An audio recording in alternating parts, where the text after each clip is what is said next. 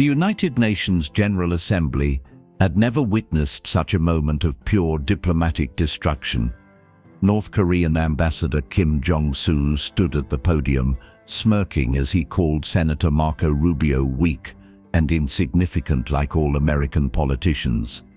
The room fell silent. What Rubio did next would not only humiliate the North Korean regime, but expose their most classified secrets to the entire world. The 78th session of the United Nations General Assembly was supposed to be a routine diplomatic gathering, another opportunity for world leaders to deliver carefully crafted speeches about international cooperation and global peace. The magnificent Assembly Hall in New York City was filled with delegates from 193 member nations,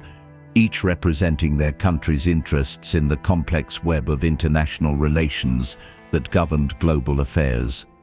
But on this particular September afternoon, the routine proceedings were about to be shattered by an exchange that would fundamentally alter the balance of power in East Asian geopolitics and demonstrate that sometimes the most devastating weapons in international relations are not missiles or sanctions, but carefully guarded secrets, wielded by politicians who understand the true nature of power. Senator Marco Rubio had arrived at the United Nations that morning with a specific purpose that went far beyond the official reason for his presence as part of the American congressional delegation observing the annual proceedings.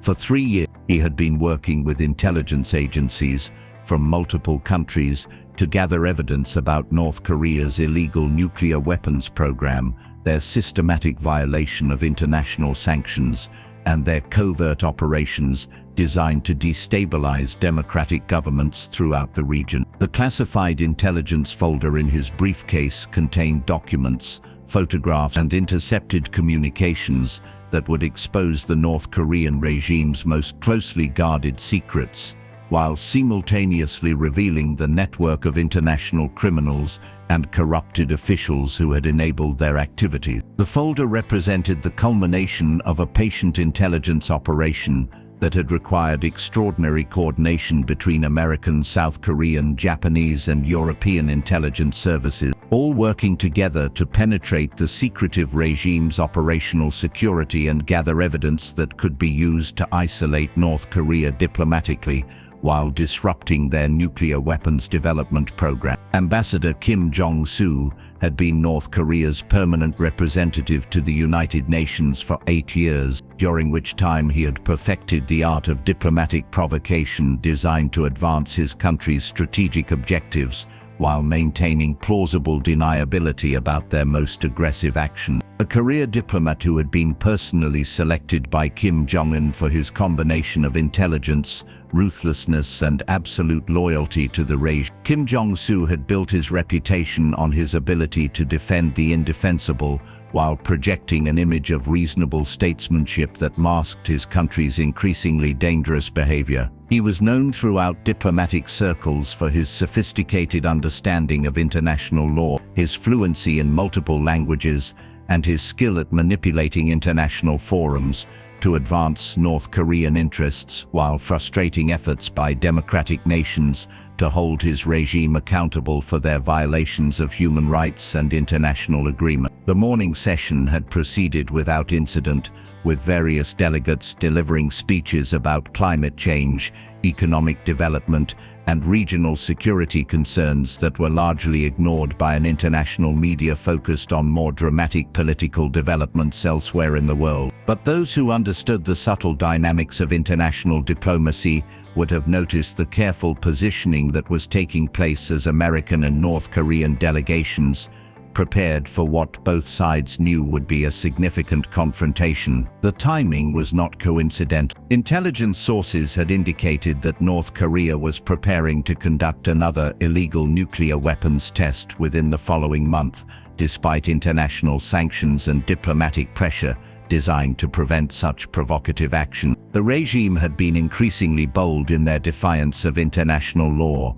confident that their nuclear weapons capability provided them with sufficient protection against serious retaliation from the international community. American intelligence agencies had been monitoring North Korean preparations for the test through a combination of satellite surveillance, signals intelligence, and human sources within the regime, who had been cultivated over years of patient intelligence work. The evidence gathered through these sources provided unprecedented insight into North Korea's nuclear weapons program, including detailed information about their uranium enrichment facilities, their missile development program, and the international network of suppliers who had provided them with critical technology and materials despite international sanctions designed to prevent such cooperation. But intelligence evidence was only valuable if it could be used effectively to achieve strategic objectives, and the challenge facing American policymakers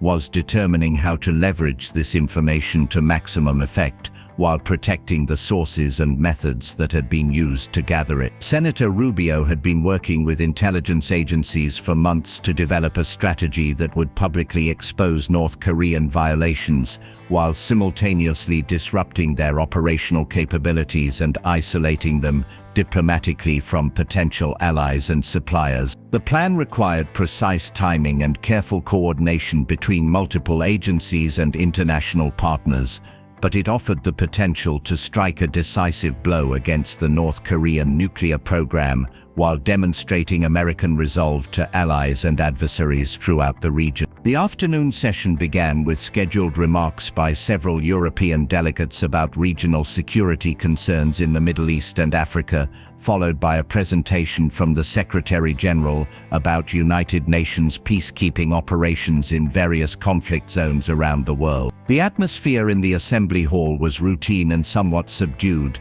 with many delegates checking their phones or having quiet conversations with colleagues, while the official proceedings continued according to the predetermined schedule. But diplomatic veterans in the room would have noticed the heightened attention being paid by intelligence officials from multiple countries who had positioned themselves strategically throughout the gallery to observe the anticipated confrontation between American and North Korean representatives. At exactly 2:30 p.m., Ambassador Kim Jong-Su approached the podium to deliver North Korea's scheduled remarks about what the agenda described as regional security cooperation in Northeast Asia.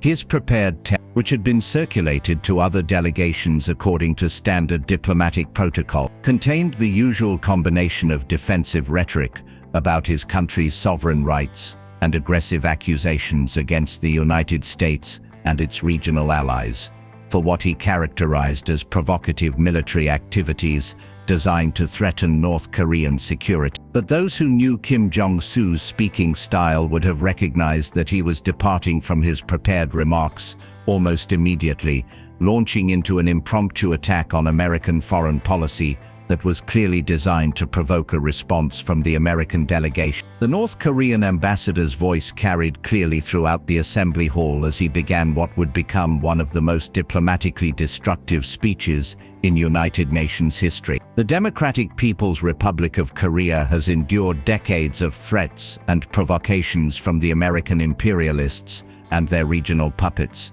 Kim Jong-Su declared, his tone combining righteous indignation with barely concealed contempt for his audience. We have watched as American politicians have attempted to intimidate and threaten our peaceful nation with their military exercises, their economic sanctions, and their constant interference in regional affairs that are none of their concern. The speech continued in this vein for several minutes, with Kim Jong-Su delivering a litany of complaints about American foreign policy while positioning North Korea as a victim of international aggression rather than the provocative actor that most observers understood it to be. His rhetoric was sophisticated and carefully crafted to appeal to developing nations that harbored their own grievances against American foreign policy, while simultaneously providing his domestic audience with evidence that their representative was fearlessly defending national interests against powerful adversaries. But it was when Kim Jong-Su began targeting individual American officials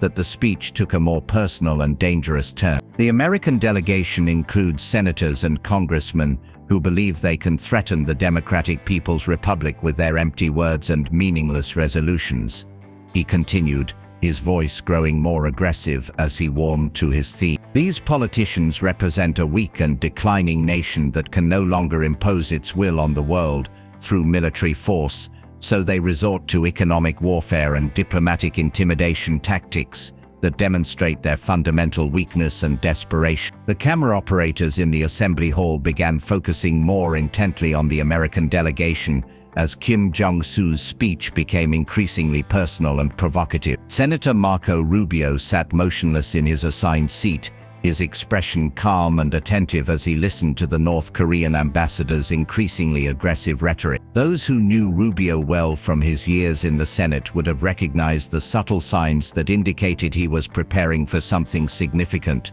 The slight forward lean in his posture, the way his hands remained perfectly still despite the provocative nature of the attacks being directed at his country and his colleagues. And most tellingly, the small manila folder that he had placed on the desk in front of him, but had not yet opened. It was then that Kim Jong-Su made the fatal error that would transform a routine diplomatic exchange into an international incident with far-reaching consequences for North Korean security and regional stability. Looking directly at the American delegation, and specifically at Senator Rubio, the North Korean ambassador smiled with obvious satisfaction as he delivered what he clearly believed would be a devastating insult designed to humiliate the American senator in front of the international. I see that the American delegation includes Senator Marco Rubio, who has spent years making empty threats against the Democratic People's Republic, Kim Jong-Su declared, his voice carrying clearly throughout the assembly hall and to the millions of viewers watching the proceedings on international television. Senator Rubio represents everything that is weak and insignificant about American politicians who believe they can intimidate sovereign nations with their meaningless rhetoric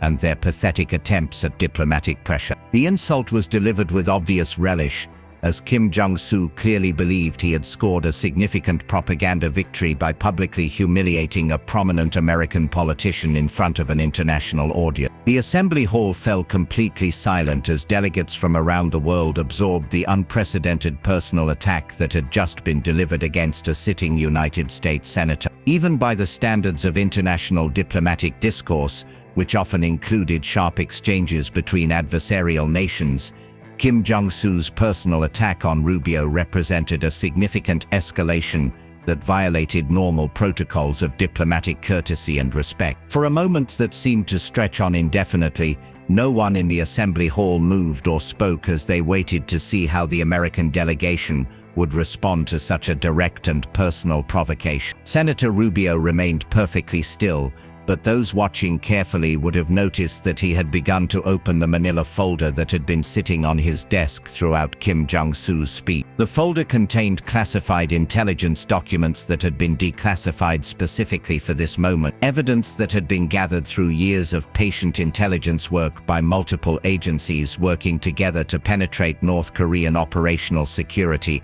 and expose their most closely guarded secrets. As Rubio slowly opened the folder and began reviewing the documents inside, Kim Jong-Su continued his speech, apparently unaware that he had just walked directly into a carefully prepared trap that would expose his country's nuclear weapons program to international scrutiny, while simultaneously demonstrating the sophisticated intelligence capabilities that democratic nations could deploy against secretive authoritarian regimes. The senator from Florida thinks he understands international relations, but he knows nothing about the strength and determination of the Korean people, Kim Jong-Su continued, his confidence growing as he warmed to his theme of American weakness and North Korean strength. His country's declining influence in world affairs is evident to everyone except American politicians, who refuse to acknowledge that their era of global dominance is coming to an end. It was at this moment that Senator Marco Rubio slowly rose from his seat, the manila folder now open in his hand, his expression calm but focused as he prepared to deliver a response that would fundamentally alter the trajectory of international relations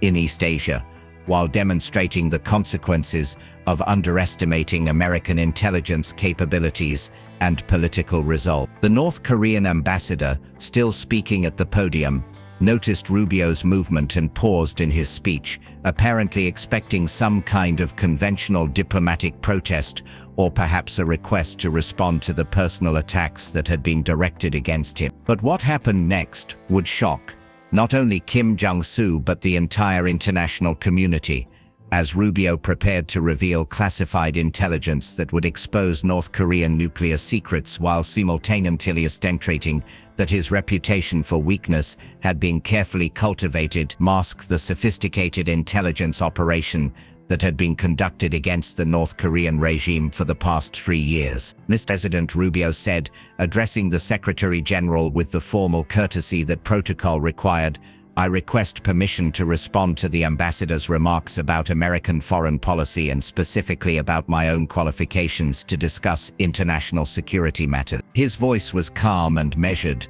betraying none of the explosive revelations he was about to unleash upon the international community. The Secretary General, recognizing that an extraordinary diplomatic moment was unfolding, granted Rubio's request with a simple nod. The Assembly Hall remained completely silent as the American senator approached the podium, the manila folder containing classified intelligence still held carefully in his hand. Kim Jong-Su, apparently confident that he had successfully humiliated his American counterpart, remained at his seat with a satisfied expression, completely unaware that he was about to become the victim of one of the most devastating intelligence exposures in United Nations history. Rubio took his position at the podium with deliberate calm, placing the opened folder on the lectern before him and taking a moment to survey the assembly hall filled with delegates from around the world. The cameras focused on his face captured an expression of complete confidence and control, a stark contrast to the weakness that Kim Jong-Su had just finished describing to the international community. Ambassador Kim Jong-Su has just provided this assembly with an excellent example of why his regime represents such a serious threat to international peace and security.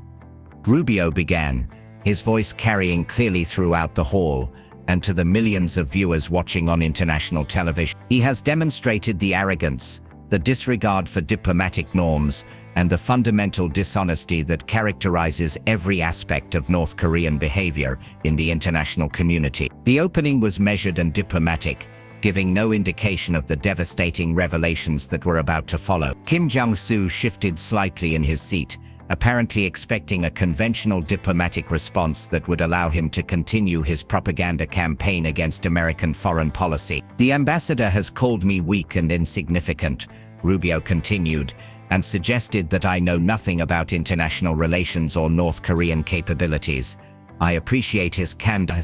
because it provides me with an excellent opportunity to share with this assembly exactly what I do know about North Korean activities, and specifically about the illegal nuclear weapons program that his government continues to operate in direct violation of multiple United Nations Security Council resolutions." A murmur of anticipation ran through the assembly hall as delegates began to realize that they were about to witness something far more significant than a routine diplomatic exchange. The intelligence officials positioned throughout the gallery leaned forward in their seats, recognizing that a carefully planned intelligence operation was about to reach its culmination. Rubio opened the folder on the lectern and pulled out the first document, holding it up so that the cameras could capture the official classification markings that had been partially redacted for public release. This is a satellite photograph taken 6 days ago of the Kangsan uranium enrichment facility, located approximately 15 kilometers from Pyongyang, he announced, his voice growing stronger as he began to reveal information that North Korea had assumed was completely protected from international scrutiny. The photograph showed detailed imagery of industrial facilities that were clearly recognizable as uranium enrichment centrifuges, despite North Korean efforts to disguise their purpose through the construction of false buildings and camouflage netting. The level of detail visible in the satellite imagery demonstrated sophisticated intelligence capabilities that went far beyond what North Korean leadership had believed possible. Kim Jong-Su's confident expression began to fade as he realized that Rubio was about to reveal information that could only have been obtained through sophisticated intelligence gathering operations that had penetrated his country's most sensitive nuclear facilities. The North Korean ambassador reached for his phone, apparently preparing to send urgent communications back to Pyongyang about the intelligence exposure that was unfolding in real time. The facility that Ambassador Kim Jong-Su's government claims does not exist is currently operating 3,000 advanced centrifuges for uranium enrichment, Rubio continued, pulling out additional documents from his folder. These centrifuges are producing weapons-grade uranium at a rate that will provide North Korea with sufficient fissile material for approximately 8 additional nuclear weapons within the next 18 months. The revelation sent shockwaves through the assembly hall as delegates absorbed the implications of such detailed intelligence about North Korean nuclear capability. The specificity of Rubio's information made it clear that American intelligence agencies had achieved an unprecedented level of penetration into North Korean nuclear facilities, gathering information that the regime had believed was completely protected from international scrutiny. But Rubio was far from finished with his devastating exposure of North Korean secrets. He pulled out another document, this one showing intercepted communications between North Korean officials and their international suppliers of prohibited nuclear technology. This assembly should also know about the international network of suppliers who have been providing North Korea with prohibited nuclear technology, despite international sanctions, Rubio announced, his voice taking on the tone of a prosecutor presenting evidence to a jury. I have here intercepted communications between North Korean officials and suppliers in China, Pakistan, and Iran, who have been providing critical components for their nuclear weapons program. The mention of specific countries involved in sanctions violations sent additional shockwaves through the assembly hall, as delegates from the named countries realized that their government's covert activities had been exposed through sophisticated intelligence operations. The Chinese delegation appeared particularly uncomfortable as Rubio began reading specific details from intercepted communications that revealed their involvement in prohibited technology transfer. Kim Jong-Su was now visibly agitated, frantically sending messages on his phone while apparently receiving urgent communications from his government in Pyongyang. The confident arrogance he had displayed just minutes earlier had been replaced by obvious panic as he realized that years of carefully protected operational security had been completely compromised by American intelligence capabilities that far exceeded anything his government had believed possible. Within hours of Rubio's devastating intelligence exposure, the international response began with unprecedented speed and coordination. The United Nations Security Council called an emergency session, with multiple member nations demanding immediate action against North Korea based on the evidence of nuclear weapons development that had been revealed during the afternoon's proceedings. The Chinese delegation, which had historically protected North Korea from serious international sanctions, found themselves unable to defend a regime that had just been exposed as violating international law with such sophisticated deception. The most immediate consequence came from law enforcement agencies around the world, which began implementing arrest warrants for North Korean officials based on the evidence that Rubio had presented. Ambassador Kim Jong-Su, who had fled the UN building immediately after the intelligence revelation, discovered that his diplomatic immunity had been revoked by multiple countries and that international arrest warrants had been issued, charging him with violations of international sanctions and conspiracy to develop prohibited weapons. The evidence of North Korean nuclear weapons development also triggered immediate military responses from targeted countries. South Korea raised its military alert status to the highest level and began implementing emergency security measures at all facilities that had been identified as potential targets. Japan announced the deployment of additional missile defense systems while initiating emergency consultations with the United States about potential preemptive military action against North Korean nuclear facilities. Ambassador Kim Jong-Su's decision to publicly insult Marco Rubio as weak and insignificant had triggered the most devastating intelligence exposure in North Korean history, proving that sometimes the most dangerous adversaries are those who allow their opponents to underestimate their capabilities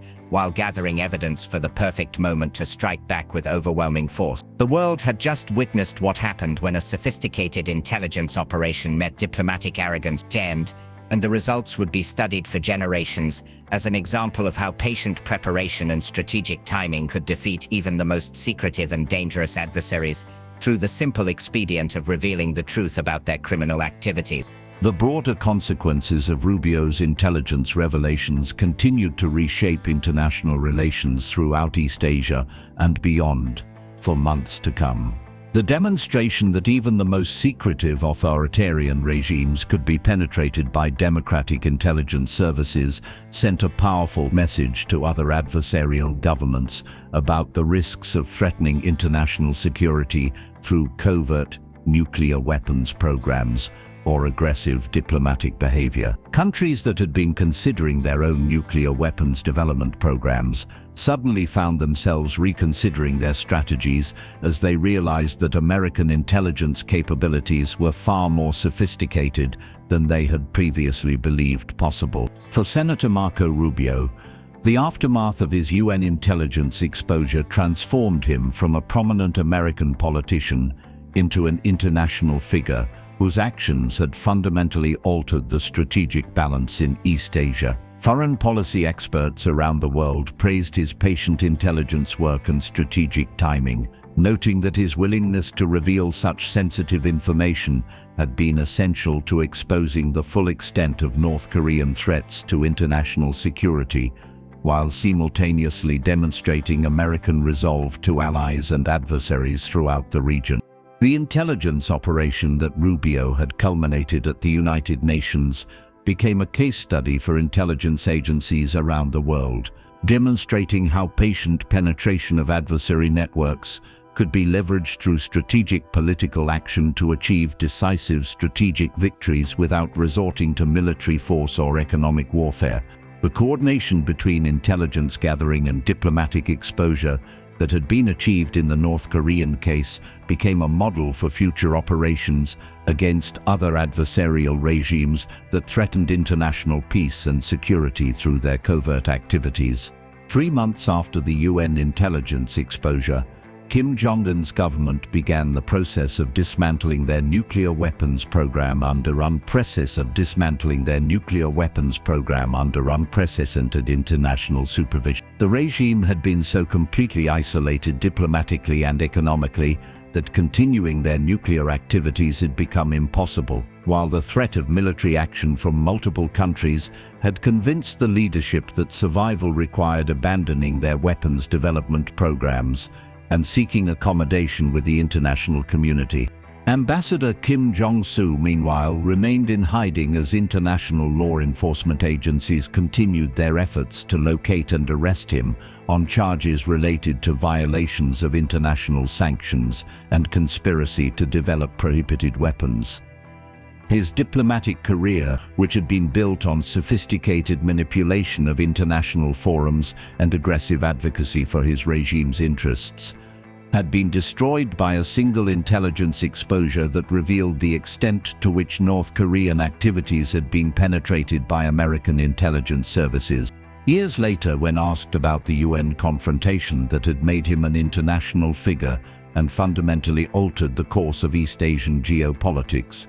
Rubio would always emphasize the importance of patient intelligence work and strategic timing over dramatic confrontations or military actions. He would note that the most effective way to defeat dangerous adversaries was often to allow them to expose themselves through their own arrogance and overconfidence, while gathering comprehensive evidence that could be used to destroy their capabilities through international cooperation and legal action, rather than through warfare. The phrase "weak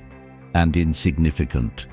that Kim Jong-Su had used to insult Rubio became a symbol of the dangers of underestimating adversaries who had invested years in patient intelligence gathering and strategic preparation. Diplomatic historians would study the exchange as an example of how personal arrogance and cultural misunderstanding could trigger catastrophic strategic consequences when it provided the perfect opportunity for sophisticated adversaries to reveal years of carefully gathered evidence at exactly the right moment for maximum impact. The intelligence folder that Rubio had opened at the UN podium contained evidence that had required 3 years of coordination between multiple intelligence agencies and international partners, representing one of the most comprehensive penetration operations ever conducted against a hostile regime. The moment when Kim Jong-Su had personally insulted the American senator had provided the perfect justification for revealing information that might otherwise have remained classified indefinitely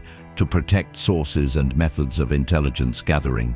In the end, Marco Rubio's response to North Korean diplomatic insults had not only defended American interests, but had fundamentally altered the strategic balance throughout East Asia, while demonstrating that democratic institutions, when properly supported by sophisticated intelligence capabilities and patient political leadership, remained more powerful than even the most secretive and dangerous authoritarian regime. The world had witnessed what happened when patient preparation met diplomatic arrogance, and the results would influence international relations and intelligence operations for generations to come.